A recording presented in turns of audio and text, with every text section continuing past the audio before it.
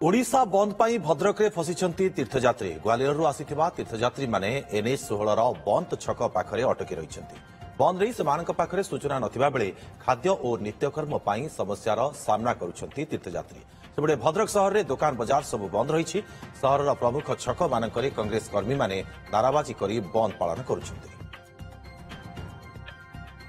Gwalior MP से आए हम जगन्नाथपुरी जा रहे हैं और यहाँ पे चक्का जाम हो गया है, हमको निकलने नहीं दे रहे और रास्ता खोलना चाहिए। हम कब करीबन 6 घंटे से यहाँ खड़े हुए हैं।